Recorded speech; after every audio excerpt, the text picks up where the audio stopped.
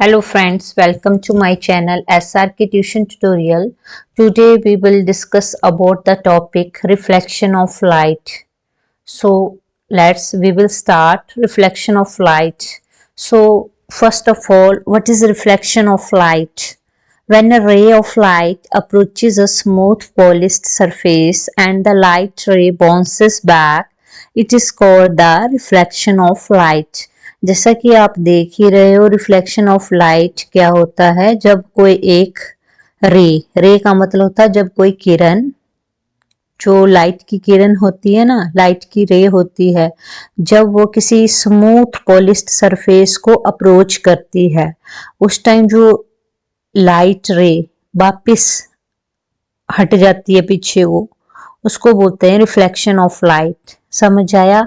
Simple language में बता रही हूँ। जब कोई रे ऑफ लाइट किसी फ्लैट सरफेस को, किसी फ्लैट स्मूथ सरफेस को अप्रोच करती है, तो उस टाइम जो लाइट रे है वो बाउंस बैक होती है, उसको बोलते हैं रिफ्लेक्शन ऑफ लाइट। ठीक है, ये पेपर में पूछ लेते हैं, इंपॉर्टेंट है ये टॉपिक। नेक्स्ट है रिफ्लेक्टेड रे। तो आपको रिफ्लेक्टेड रे पता होना चाहिए। रिफ्लेक्टेड रे क्या होती है? ऐसी रे जो बाउंस बैक होती है। मैंने ऑलरेडी बोला आपको, जो फ्लैट स्मूथ सरफेस होता है हमारे पास, उसमें लाइट ऑफ रे होती है, वो सरफेस के ऊपर पड़ती है, फिर उसके बाद जो लाइट ऑफ रे पड़ती है वो बाउंस बैक होती है।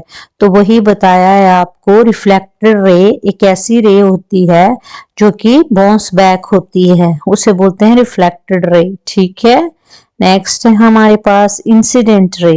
इंसिडेंट रे एक लाइट रे है जो कि लैंड करती है सरफेस के ऊपर और रिफ्लेक्ट हो जाती है सरफेस के ऊपर से, उसे बोलते हैं इंसिडेंट रे। ठीक है, जैसा कि आप स्क्रीन के ऊपर देख ही रहे हो।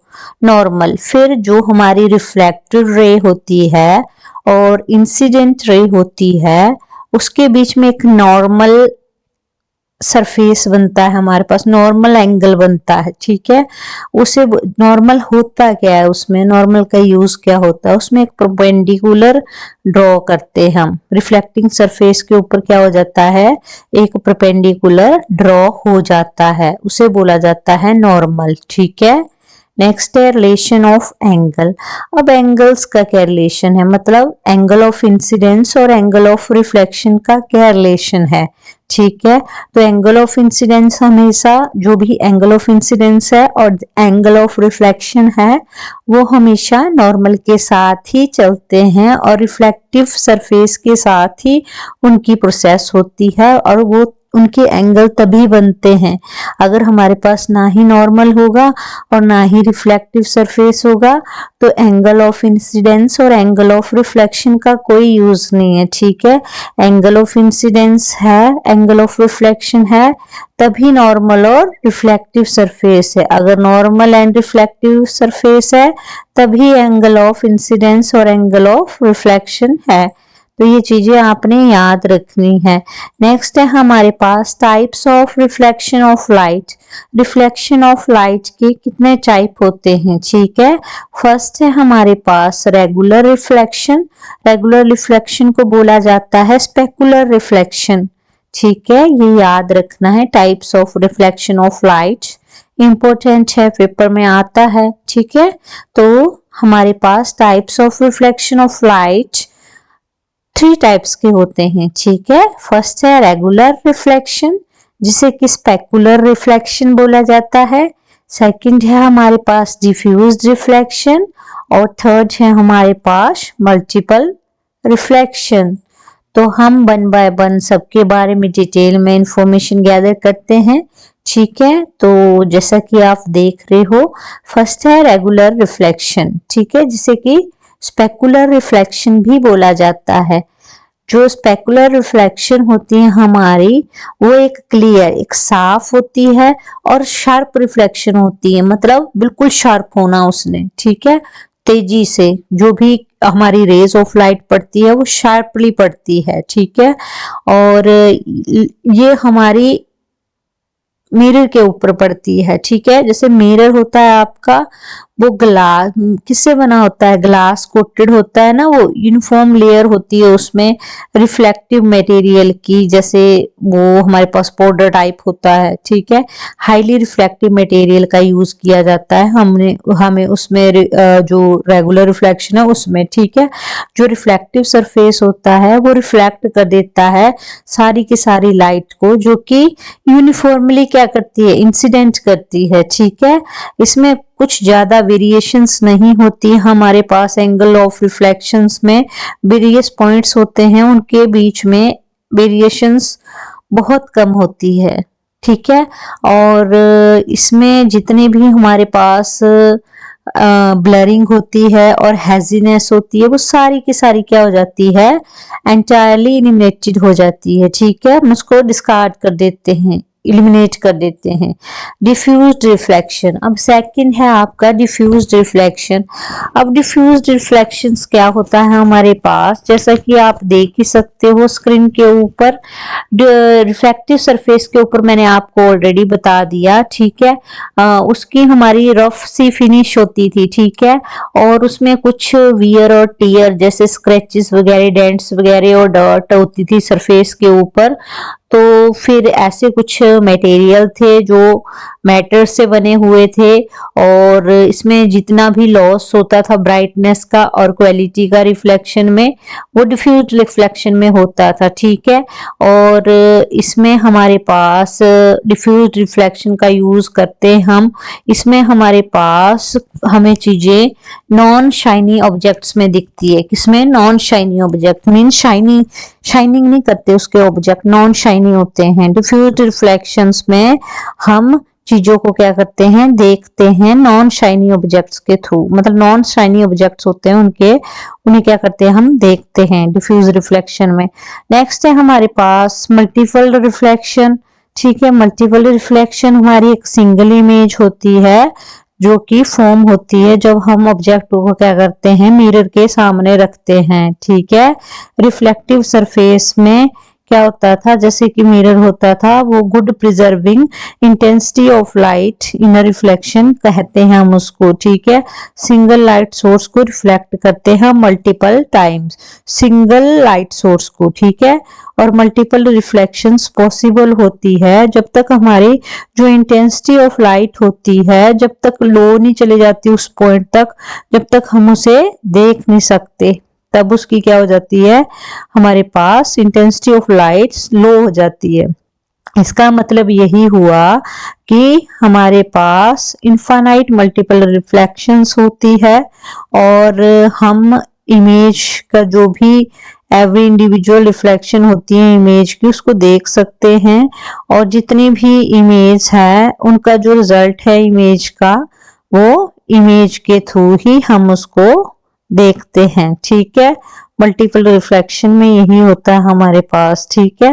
और मैंने ऑलरेडी आपको ये चीजें बता दी है।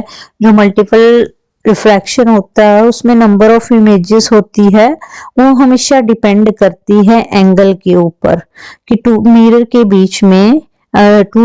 बीच में जो एंगल बनता है उस इमेज के ऊपर क्या करती है, उसमें नंबर ऑफ इमेजेस के ऊपर डिपेंड करता है हमारा। नंबर ऑफ इमेजेस कैसे डिपेंड करेगी, जब हमें एंगल टू मिरर्स के बीच में दिखेगा तो हमारे पास नंबर ऑफ इमेजेस होगी, ठीक है। जैसे कि हम कोई चीज देखते हैं तो उस टाइम जो एंगल होता है वो डिक्रीज करता है मिरर के बिटवीन, ठीक है, और नंबर ऑफ इमेजेस क्या हो जाती है, इंक्रीज हो जाता है। और जब हमारा एंगल क्या हो जाता है, जीरो हो जाता है, उस टाइम मिरर हमारा पैरेलल दिखता है। जो नंबर ऑफ इमेजेस हो जाती है उस टाइम वो इनफाइनाइट हो जाती है। इस तरह का जो इफेक्ट हम ऑब्जर्व करते हैं, तो इसी तरह से सारे के सारे जो इफेक्ट्स हैं वो आपको दिख ही रहे होंगे, ठीक है। तो ये चीजें हमारी हमेशा वेरिएशंस के कारण होती है। जितनी भी वेरिएशंस होती है हमारी नंबर ऑफ इमेजेस में, ऑब्जेक्ट को जब हम प्लेस करते हैं टू मिरर्स के बीच में, और जो एंगल बिटवीन द मिरर बनता है उसको हम डिस्क्राइब करते हैं एक सिंपल फॉर्मूला के यूज से, जो कि आप अभी स्क्रीन के ऊपर देखोगे। तो यहाँ पे आपने देखा ये formula, number of images is equal to 360 degree upon angle between mirror -1। ठीक है, ये हमारा फॉर्मूला है। ठीक है, और अगर ये चीजें याद रखनी है आपने सारी, ये इंपॉर्टेंट है एग्जामिनेशन पॉइंट ऑफ व्यू से। ठीक है, अब नेक्स्ट है हमारे पास लॉज ऑफ रिफ्लेक्शन। अब लॉज ऑफ रिफ्लेक्शन क्या बोलता है, लॉज ऑफ रिफ्लेक्शन क्या है, ये चीजें हमें आनी चाहिए। तो लॉज ऑफ रिफ्लेक्शन को स्टार्ट करने से पहले आपको रिफ्लेक्शन ऑफ लाइट आनी चाहिए। ठीक है,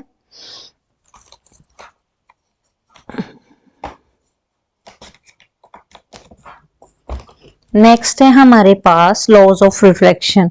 लॉज ऑफ रिफ्लेक्शन हमेशा डिटरमाइन करती है जो भी हमारे इंसिडेंट लाइट होती है, रेज होती है रिफ्लेक्टिव सरफेस के ऊपर, जैसे कि मिरर हो गया, स्मूथ मेटल सरफेस हो गया या क्लियर वाटर हो गया, उसके ऊपर ये सारा लॉज ऑफ रिफ्लेक्शन डिपेंड करता है। ठीक है, नेक्स्ट है हमारे पास इंपॉर्टेंट पॉइंट्स कौन से हमारे लॉज ऑफ रिफ्लेक्शन के। तो जो इंसिडेंट रे होती है रिफ्लेक्टेड रे की, वो नॉर्मली लाई करती है सेम प्लेन के ऊपर। ठीक है, और सेकंड है हमारे पास जो एंगल ऑफ इंसिडेंस बनता है वो एंगल ऑफ रिफ्लेक्शन के बराबर होता है। ठीक है, और नेक्स्ट है हमारे पास इंटरफेरेंस।